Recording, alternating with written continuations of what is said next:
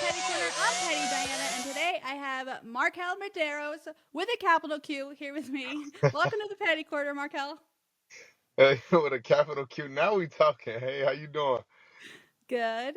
Yeah, people always forget to make that Q capital. So, Every time, and I gotta tell them like, if your name was Eric with a K and I spelled it with a C, you'd be pissed. Like, you better spell that right. yes. Okay, we first saw your entrance into the UFC on Dana White Contender Series, a super impressive knee, like a knee knockout, and Uh-huh. Dana even got up and was super impressed by that. And then the last time we actually saw you was February. So you've been out of the octagon for almost a year.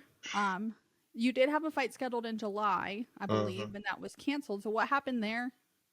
The July fight, I was actually taking on short notice because somebody had pulled out, and it was Nazim Sadikov. Somebody had pulled out, and I was like, cool, it's in Denver.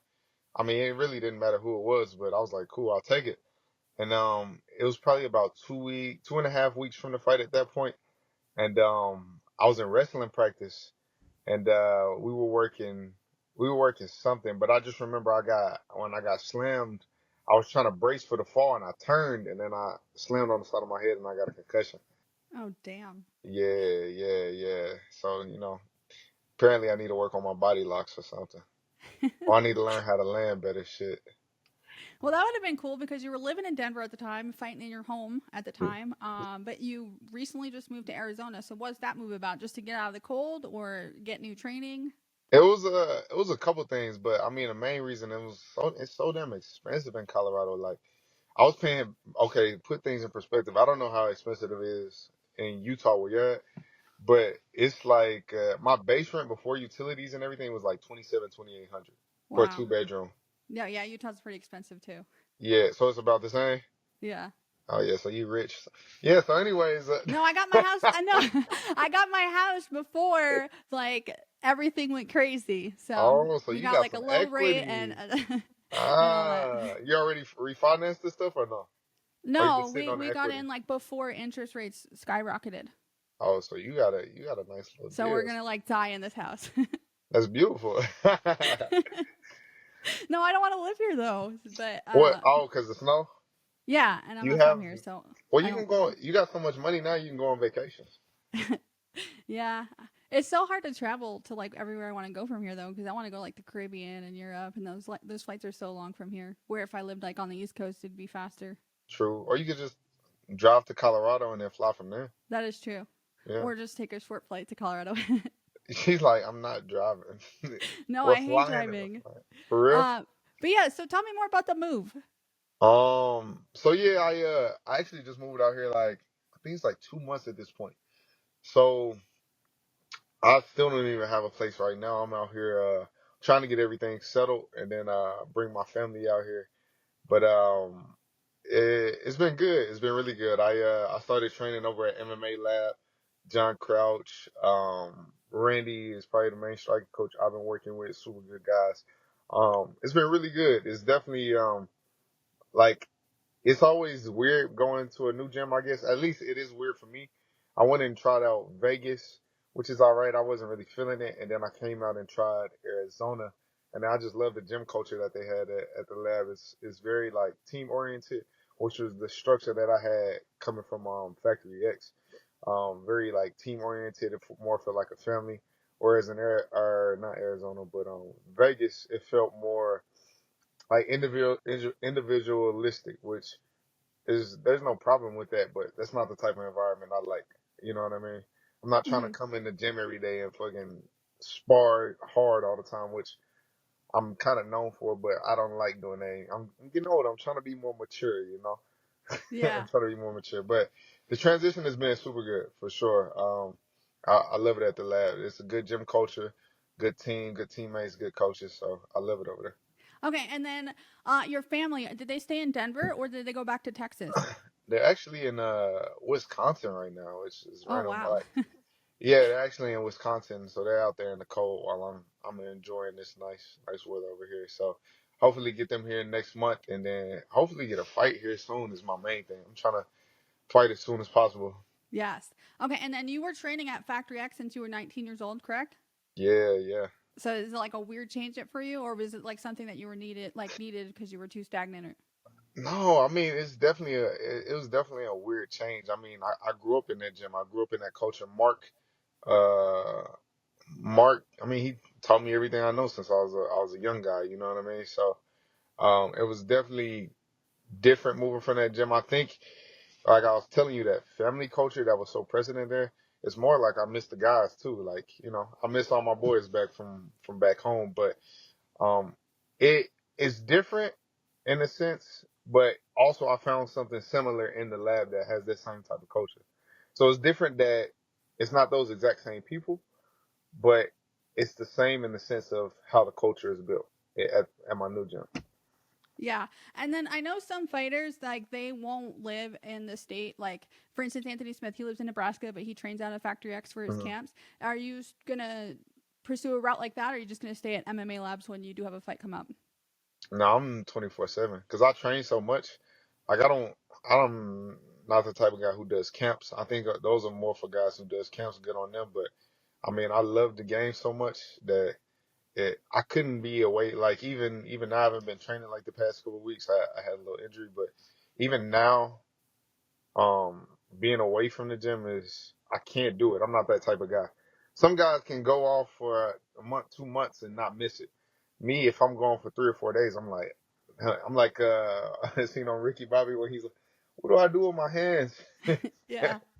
So it's just different for me. I'll be here 24/7 for my camps. And the first time I met you was Hmm. actually when my first interviewed Yusuf, and he told me, because the reason why I got him on here was after his fight, Hmm. he called out Michael Chiesa and said that he was petty, and this is from the petty corner. Yeah, But yeah. but then I saw you with him, and then he was like, "You have to get him on here. He's more petty than me." So tell me why he thinks that.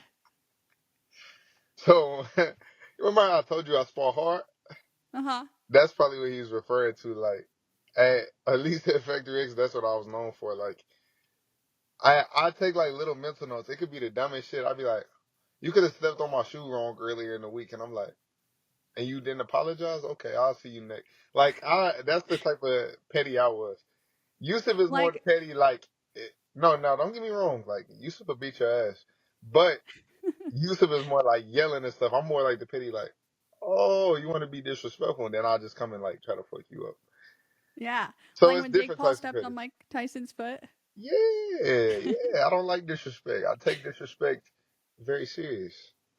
And I know you said that you train like year round 24/7, but have you Hmm. been doing anything different in your off time to try to prepare to come back? Um, no, just kind of resting right now. I'm not trying to do anything too crazy. I feel like, those old ladies that walk around in the mall at like 6 Yeah. a.m. That's all I've been walking a lot, I guess, just to try to stay in some type of like body shape. I don't want to stop training and just get fat as hell like some of these guys do. So I just been doing like a lot of walking. I need to find me a little group of old ladies that I could start tagging along with. I'm sure if you get to the mall when they open, you'll find a group. Yeah, they be there. They probably got keys to them all and everything. Little jumpsuits. They all wearing the same colors and shit. Yeah. And what do you think is next for you? Like, realistically, is there like someone that you would like to fight? Mm, I have no idea. Like, is a list of names. Like, I could probably name 25 guys, right? But I think at this point, I haven't fought in so long, and I had a couple injuries, and uh, at this point, I'm taking whoever they can give me, right? So, Yeah. I had wanted to fight Ottoman Zaitar, but from what I was told, like he was like retiring or something when I had wanted to fight him. So I was like, oh, he's retiring, and then I had saw he got scheduled, and I was like, what the? I was pissed a little bit, but yeah. Yeah. So. Uh, what is I know you're like mostly a striker. Like that's what I've seen as well in Mhm. your fights that I've watched in the UFC. But do you have like a jujitsu background and wrestling background too, or? Nah, the streets. Shut up. Nah, I used to just get a lot of street fights to be honest. Like, I had no background when I came into um. You know what? My dad actually. So when I first had moved out to Colorado, from Texas, my dad was doing like small stuff. He was doing like kickboxing. He was doing jujitsu tournaments and stuff. So he showed me a little bit. I was training at this smaller gym like once a week, with this coach named Bumpy, and then my jujitsu coach at the time, his name was Curtis Hill. He was like, "Look, if you want to like get to the UFC and you really want to do this," he was like, "I need you to go check out two gyms. I need you to go check out Elevation and go check out Factory X." And I was like, "Oh, okay, cool." Like I thought I knew everything, so I ain't really listen. And one day I needed to get gear, and you know who Chris Camozzi is? No, Oh, so Chris don't tell Camozzi him is that like an though. older UFC vet. You got to do your background checks. Okay, yeah. So I'm like a newer fan. So Ah, okay. I'll tell you why after. Go ahead. Okay, no, but yeah, Chris Camozzi had a store inside Factory X. So I looked up MMA gear, and like that was the first store that popped up. I didn't know it was Factory X. I thought it was just an MMA gear store. And I walked into a factory, and this guy named Jordan Tatoni had greeted me. He was running the store. He was a fighter as well. Bought some gear, and I looked in the gym, and Mark was holding mitts for Chris Camozzi. I started in the open classes there. Like I said, I had no experience. I started in the open classes, and I was like on Mark all the time. Like, when can I get on the fight team? When can I get on the fight team? Maybe like 3 or 4 months after me training in like the open classes, with all the regular just students who work jobs or whatever. He invited me to the fight team. Then I think I might have had my first fight like 7 or 8 months in the training, and then won that. Eventually became like one of the top amateur fighters in Colorado. There. I don't know. It was a fast transition for sure. I don't know many guys who've been training 7, 8 years, no background, and made it to the UFC. Yeah, and you only had what, like 7 fights before you got to the Dana White Contender Series, 7 or 8. Yeah, 8 fights. Yeah, because I was 7-1 going in. I knocked him out. I was 8-1. Yeah, Yeah, crazy. It's crazy, crazy, crazy. that's dope. But okay, so you're from Texas. How did you Mhm. get to Colorado? Like, is it like a move your parents made, or did you move? Well, obviously, it wasn't because of Factor X. You found it after you got Yeah. there. So it's a long story, but I'll try to make it brief as possible. But I was selling weed and shit in Texas, which like nowadays if you selling weed it's nothing because there's dispensaries everywhere. But Texas, you fucking selling weed, they think you El Chapo or something out there. I was selling weed. One of my boys was living with me, my mom, and my stepdad, and I got caught. They caught me like selling weed and stuff. I was homeless for a minute. Me and him were homeless together. We stayed at a lady's house. His family eventually moved back.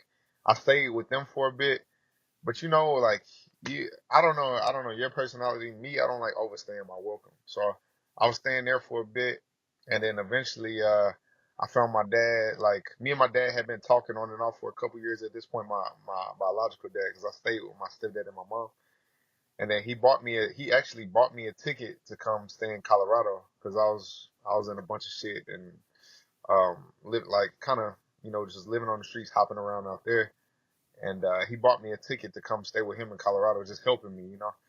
And that's how I got out to Colorado. Oh, so to help turn your life around, and then you found fighting. So that's a good outlet to stay out of trouble and off the streets, and you Yeah, can't it's get in fun. trouble for hurting people. Yeah, selling drugs and fighting. It's a beautiful combo. Your connection with your dad, though, did you ever know him before you moved there? I know you said you were kind of talking to him here and there.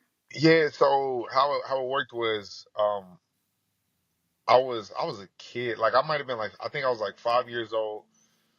So my parents were real young. Like my mom was 16 and my dad was 18, 19 when I was born. So young. They don't really Mm-hmm. like know what the hell's going on. My mom, we moved like unexpectedly. Like I'm a kid at this point, so I don't know. But we moved unexpectedly to Texas. My dad ended up staying in Colorado, not to because he didn't know what the hell was going on. They were split up at this point, and it's not like he didn't want to be in my life. It was just two young kids and Mm-hmm. their whatever they had going on, and moved out to Colorado. I first like rekindled my relationship with him. I think I was like 16, 16. So we hadn't seen each other for like I don't know 11, 12 years or whatever the case may be. He actually drove down, found where I was living at, found my high school, and uh, I went to like it was a school. It was mostly all black kids, so I'm light skinned. I was basically the white kid there, They were like, yeah, this guy said he was looking for MarQuel. It was like, it had to be your dad because nobody else here. And it was crazy because I was like, yeah, whatever. I'm thinking it's my stepdad. I go down to the office and my dad is there. My stepbrothers and sisters, they're all in there. I'm like, what the fuck? Like at this point, I had built up like a story in my head. I got so much like hate towards him or anything. I didn't even want to talk to him. I'm like, why are y'all here? You know? And that was like the first time we rekindled a relationship. Then some stuff happened with like the courts. I had to start going and seeing him during the summer. And then I still, like I said, I'm petty. I'm petty, so I didn't really want to like talk to him or anything. Like we would be out to eat. He'd be trying to have conversations with me. I'd be like, but he did put in the effort, and I do think our relationship has grown now to where it's at due to his efforts. Because me, like if it was up to me, we probably never would have had a relationship. So that happened, and that's how we started getting our relationship. And then eventually, when he figured out like I was homeless and I was doing all of that stuff, he got me out to Colorado and helped me out from there. I love that. That helped you, make your relationship stronger and, Yeah. turn your life around and everything. But how's your relationship with your mom and your stepdad today? So my stepdad actually died. I think it's 4 years ago now. Like I'm four sorry. years, 4 or 5. Yeah, he passed.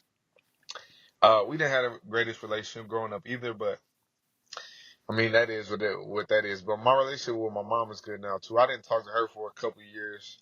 When I had came out to Colorado, just due to like I had a crazy childhood, so which most fighters got some shit right. Yeah, But I had a crazy childhood, and then I didn't talk to her for a couple of years, but now it's good. It's fine. I love that. Do you have plans to go see them next for Christmas or anything? Yeah, I'm about to go see from Mama this Christmas. We don't get to see each other that often. I'll probably see her like twice a year, but I'm definitely going to see her this Christmas. She got me a little plane ticket to come out there, so see my little brother and see everything out there. Oh, I'm so excited for you. I hope you post Yeah, lots of stories because I'll be watching. Aight, for sure. I'm gonna post them and I'm gonna tag you in them. I'm gonna be like, this for Petty. This for Petty Diana. I love it. Yeah, but I wasn't expecting that today, but that's really cool to hear that. And I'm so like everything Oh, happens for a reason. And you getting in trouble and being homeless like helped you rekindle that relationship with your dad, and now your relationship with your mom is great. So I'm glad that yeah. everything is working out for you. You're starting over, moving to Arizona, and I hope you have a good holiday. Well, thank you. I appreciate it. I hope you do as well. And that nice cold. See, that's the one thing about living in the cold is like the holidays actually feel like holidays. Yeah. You know. Like we don't have palm trees, so I feel like that would be weird to look at on Christmas. Look. And snow is really nice, and then hot chocolate and all that kind of stuff. Yeah, see, Yeah, I palm would trees. love to take the weather though in Arizona over here any day. Nah, no, it's beautiful. I was about to Oh, be let my me tell you first before we summer get out out there. here. Let me tell you the story about how I became a UFC fan. So I Okay. was always just like a casual. Like we'd go to our friend's house when there was like the big fights on. Like always watched like John Jones and McGregor and Rousey and all them. Um, but then me and my husband went out of town. It was like a work trip, and then we got my parents tickets to take our kids to the UFC fight. But on the way there, my son was rushed to the hospital, and he had to have emergency surgery. So we flew back immediately. He missed the fights, and then when we got to the hospital, ironically, the only game they had in his room on his Xbox was UFC. And Oh then they shit. came around with like toys, and they had like the Yeah. UFC plush toys on there. So then like I stayed at the hospital, and my husband came home with our other kid, and he brought him back like UFC carts to rip. And then ever since then, we never missed UFC. So that's Oh, for real? why it like brought us closer. That's It's dope. like our thing. Like every Saturday, we watch fighting. Yeah, yeah. Okay. Who's your favorite fighters?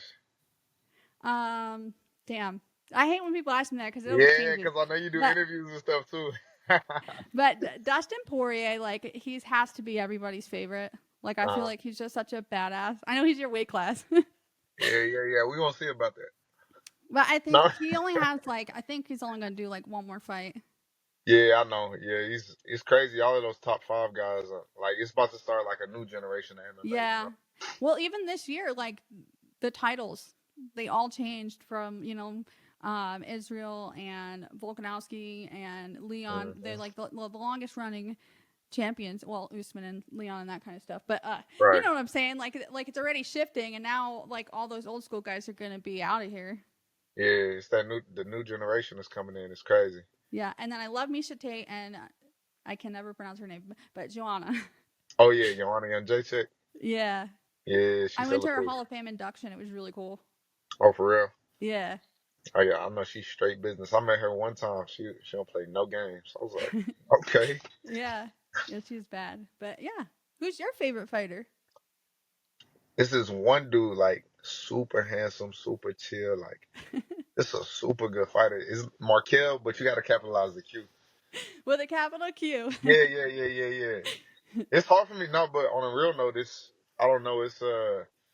It's weird for me to have like favorite fighters while I'm in it. Like Yeah, all my favorite fighters are guys who like I kind old of who school. got me into the game. If I was to give you like my favorite guy to watch, it's like Demetrius Johnson, Yeah, because it's not he's one fun. part of the game that he's bad at. You know. Yeah, Max Um. Holloway is another one of my favorites too. Yeah, everybody loves Max. I feel Yeah, like if you how don't could like you Max, not? He's like the if you don't nicest. like, yeah, if you don't like Max, you're a weirdo. Exactly. Yeah, Well, Markel with the capital Q, thank you so much for being here. I really appreciate your time. I hope, like I said, I hope you enjoy the holidays with your family, and I look forward to seeing you back in the octagon soon. for sure. Thank you, thank you. Thank you. And then for those of you watching at home, be sure to like, follow, subscribe, all that good shit. All that good shit. See you next Tuesday, and stay petty, bitches. Come on now.